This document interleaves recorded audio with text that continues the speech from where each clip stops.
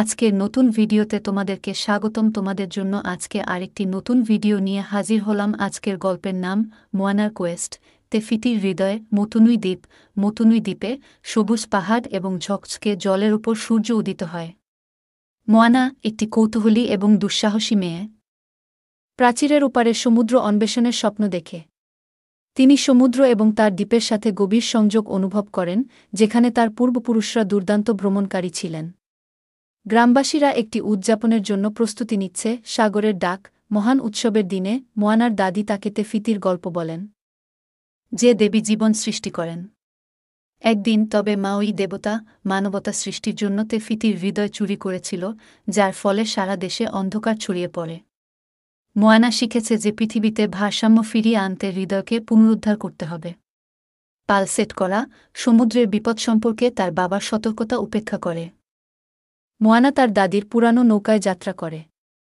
তিনি প্রচণ্ড ঢেউ এবং প্রবল বাতাসের মুখোমুখি হন, কিন্তু দৃঢ়প্রতিজ্ঞ থাকেন। পথ ধরে তিনি তার যাত্রা সম্পর্কে একটি সুন্দর গান গেয়েছেন, তার আশা এবং স্বপ্নকে প্রকাশ করেছেন এবং তার হৃদয়ে অনুরণিত অ্যাডভেঞ্চারের আহ্বান।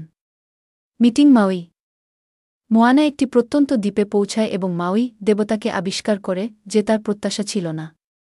প্রাথমিকভাবে সাহায্য করতে অনিচ্ছুক, মাউই মজার এবং কমনীয়, কিন্তু তার অতীতের কাজগুলি নিয়ে গর্বিত বোধ করে।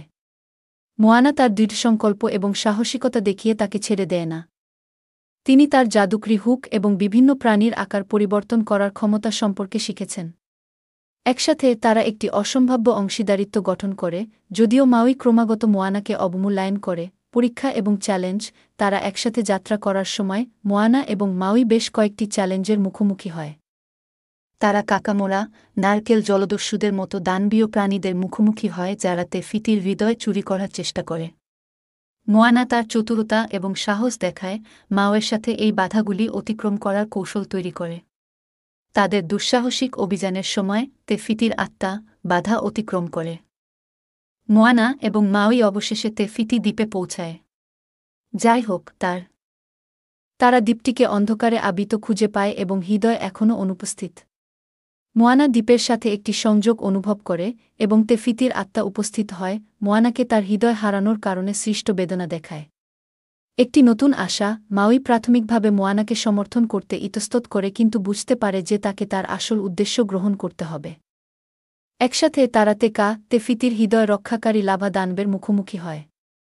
হৃদয়বিদারক মুহূর্তগুলিতে ভরা একটি সংঘর্ষে মোয়ানা তার বুদ্ধিমত্তা এবং সাহসিকতা ব্যবহার করে তেকায়ের মুখোমুখি হয়। পুনরুদ্ধার এবং উদযাপন। মোয়ানা হৃদয়কে তেফিতিতে ফিরিয়ে দেওয়ার সাথে সাথে দ্বীপটি রূপান্তরিত হয়, জীবন এবং রঙে ফেটে যায়। তেফিতি নিজেকে আরও একবার সুন্দরী দেবী হিসাবে প্রকাশ করে এবং মোয়ানাকে তার সাহসিকতা ও সহানুভূতির জন্য ধন্যবাদ জানা। সমুদ্র তার সাদৃশ্য ফিরে পায় এবং মোয়ানা নায়ক হিসাবে মতুনুইতে ফিরে আসে। আজকের মতো এখানেই সমাপ্তি। সামনে তোমাদের জন্য আরও একটি নতুন ভিডিও নিয়ে আসব। ইনশা আল্লাহ। আমাদের পাশে থাকার জন্য আমাদের চ্যানেলটি সাবস্ক্রাইব করুন। ধন্যবাদ সবাইকে।